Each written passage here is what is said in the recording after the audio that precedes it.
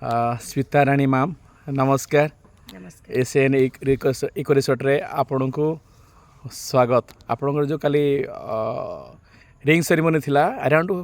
400 delegates आसी थिले कौन केमते थिला ओवरऑल आपणकर एक्सपीरियंस? हमर रिंग सेरेमनी जो गला आमे बहुत खुशी कि आमे जो 400 आसी थिले डेलीगेट से माने बहुत खुशी हेले एंजॉय कले। ये भीतर परिवेश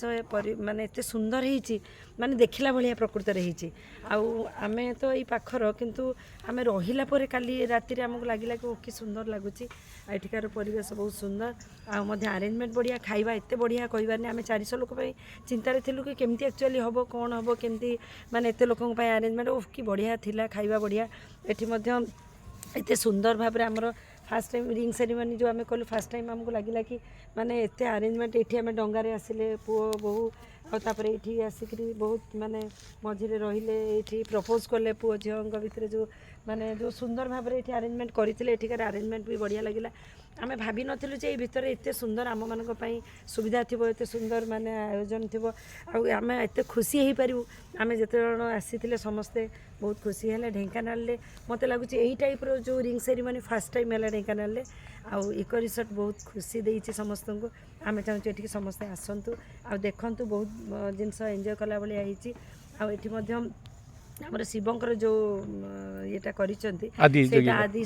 आदि मूर्ति जोटा करछन सेटा तो देखिला भलिया। आ एठी बोधे पाखापाखि एही जगह रे जे भाबुथबे ढेंकानाल कोन अछि किंतु एते सुंदर जगह एते सुंदर परिवेश पहाड़ी पहाड़ी केते सुंदर जगह। आ मेनली आमे रिंग सेरेमनी कि किछि ओकेजन कला को लागुची जे एते डिस्टेंस रे कोन करबा किंतु या भितर एते सुंदर आयोजन हेई पारुची केही भी इमेजिन करि पार नथिबे। आमे पाखरु आसी ढेंकानाल आसछु आमे एठी हमर अरेंजमेंट एते सुंदर भाव रे करिलु बहुत खुशी लागिची। आमे मध्य आगामी दिन में आमर भावुँ कि बाहागरटा झीर ये कला आहरी बढ़िया हम आठी बहुत सुविधा अच्छी किसी टिके भी असुविधा हेनी माने एते माने भितर आम अच्छु किंतु ये भीतर आयोजन लोक मान सुविधा आठी लोक मैंने जावासवाई जो प्रकार माने असुविधा किसी ना रोड बढ़िया सब सुविधा अच्छी आ मेनली भीतर परिवेश आते सुंदर भाव में सजई आम कौटी कले भी ये सुविधा पाइपर आज आमको बहुत खुशी लगी बहुत भल लगी आम बहुत खुशी अच्छु आपर आमर बाहागर लगुच ये करूँ बोधे तेणु समस्त आपणकर रिसोर्ट समस्त को गेस्ट सब आसी कौट सब आते कटक भुवनेश्वर सब आते भुवनेश्वर तालचेर अनुगुल आउ कामाख्यानगर आमर ये पाखापाखि एरिया आरंभ करी सबुआड़ आसते समस्ते बहुत खुशी होकर गले जे बाप रे बाप ढेंकानाल भी एमती गोटे जगह अच्छी कहीं भाभी नथिबे जे छोट जगह भितर एते सुंदर माने परिवेश तो कही हेनी ढेंकानाल किंतु या भीतर जो अरेंजमेंट बहुत बढ़िया थिला देखिला भलिया हेची भीतर ये तो विराट परिवेश है तो अराउंड 30-40 एकर लैंड हबो ये परिवेश को आप केमती देखुचंती माने